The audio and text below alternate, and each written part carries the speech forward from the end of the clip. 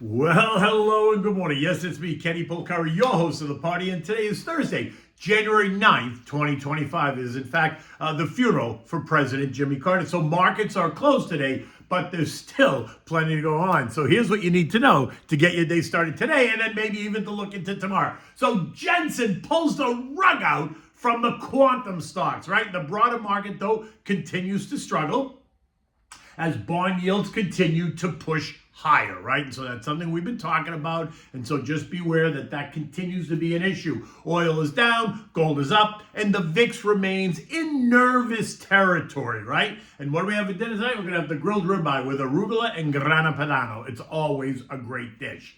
Okay, so look, yesterday was an ugly day for quantum stocks. NVIDIA CEO Jensen coming out swinging, telling the world at the CES event in Vegas that all this excitement recently around quantum computing is misplaced, that the technology is at least 15 to 30 years away. And since Jensen's considered somewhat of a god in the tech world, some investors ran for the door, and quantum stocks got absolutely crushed.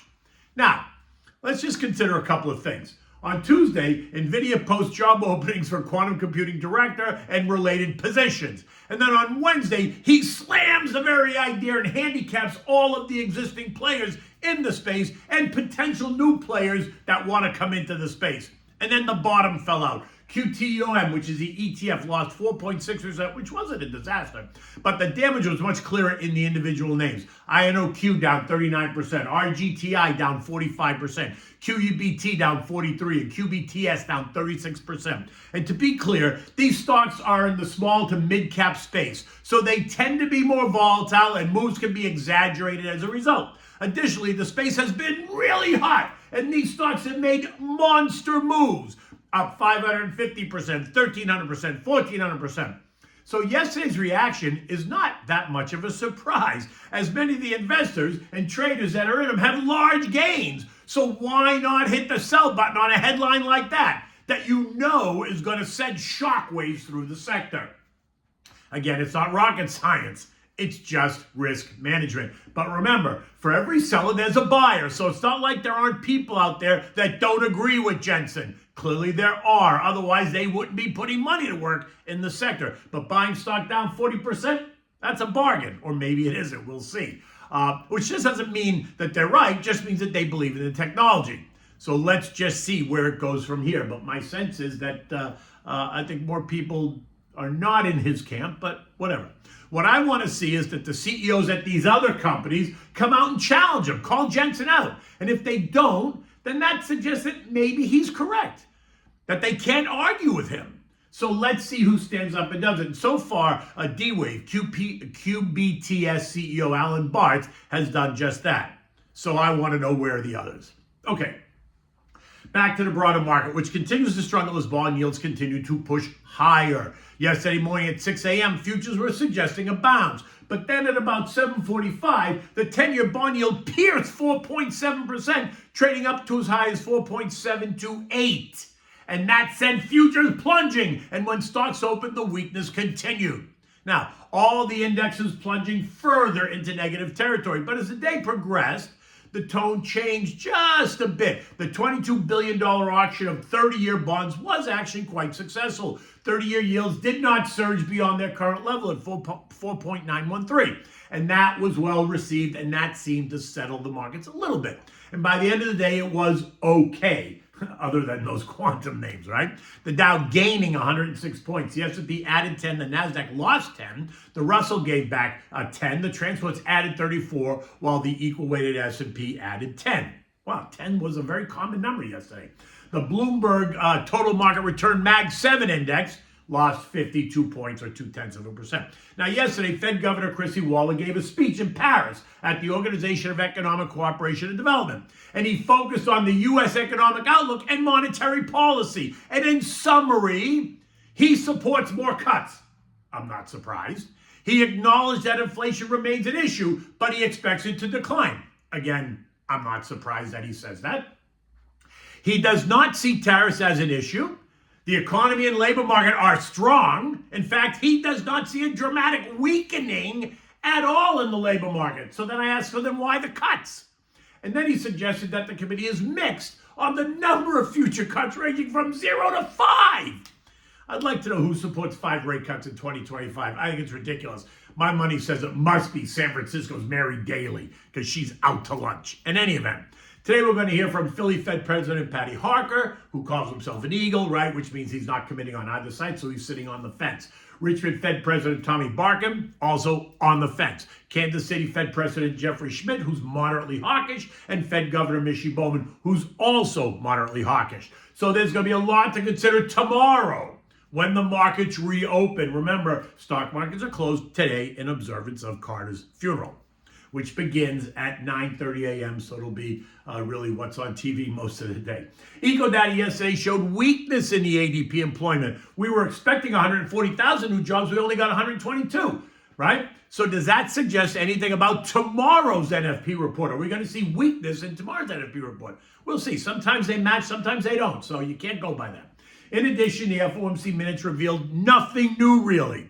Cautious approach going forward, likely no cut in January, a bit of economic uncertainty surrounding tariffs and tax cuts and immigration policy. In the end, the minutes told us what we already knew. A shift toward a more cautious monetary policy stance due to ongoing concerns about persistent inflation and economic uncertainties associated with the incoming administration. We knew that. There's nothing new, nothing there to uncover and go, oh boy, I didn't know that. You knew it. But the excitement is going to be tomorrow's non-farm payroll report, where we expect 165,000 new jobs.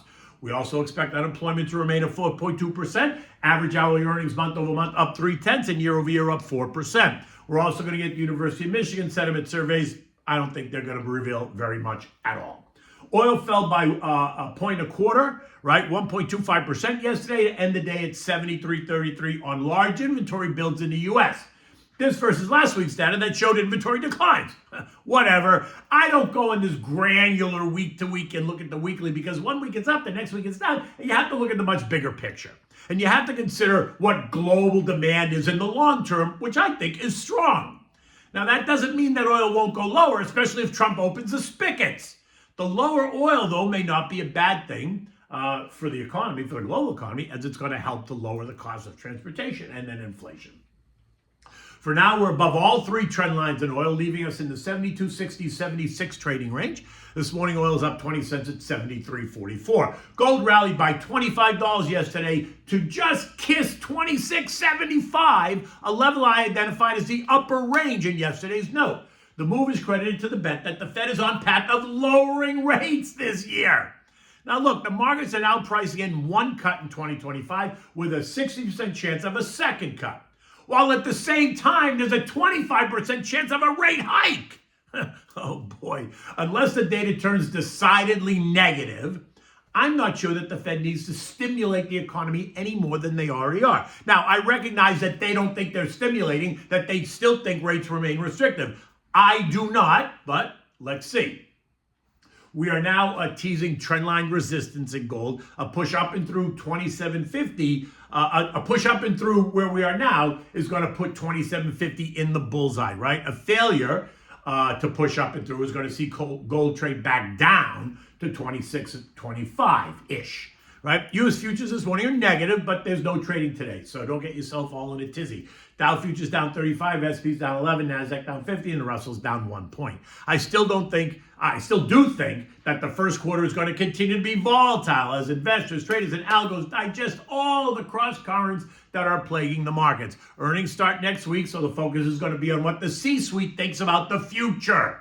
Much of the action is going to be driven by what we hear over the next 4 weeks. Bullish forward guidance is going to help support prices. Any sense of weakness, and stocks will move lower. Let me just remind you, and this is important, normal trading patterns mean that stocks can move 9.9% off the high and still be normal. And that means that the S&P could trade down to 5480 before we enter correction territory, right? So buckle up.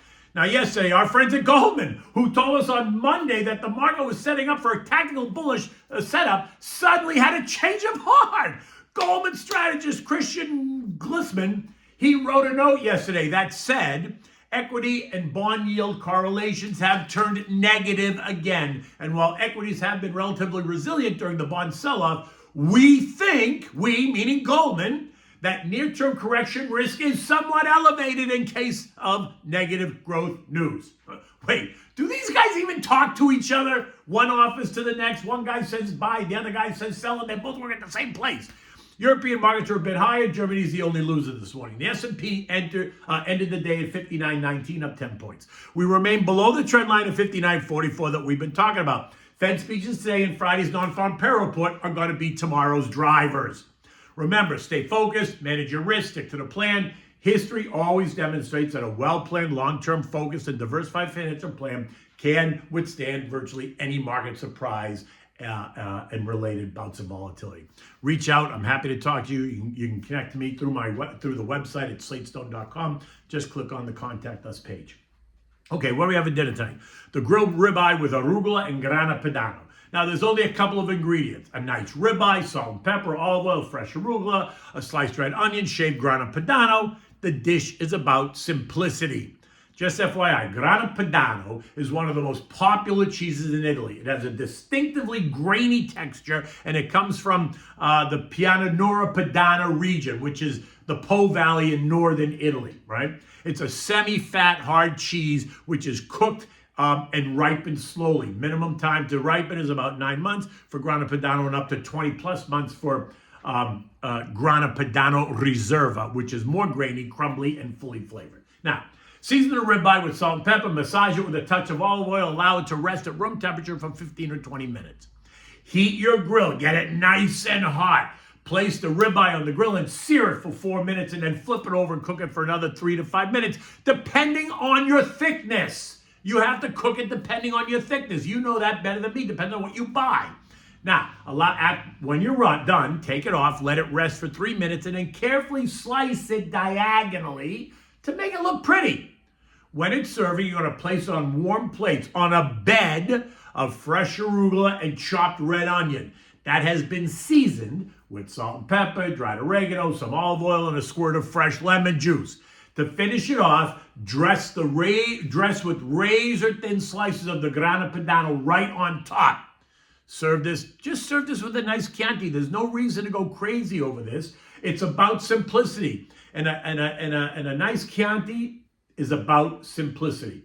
In any event, it's going to be another beautiful day here in South Florida. I know it's freezing up in the Northeast and across the middle part of the country, as we all actually kind of keep the West in mind and say our prayers for people in California that are suffering at the moment under those unbelievable fires that are just sweeping across Los Angeles. In any event, until tomorrow, take good care.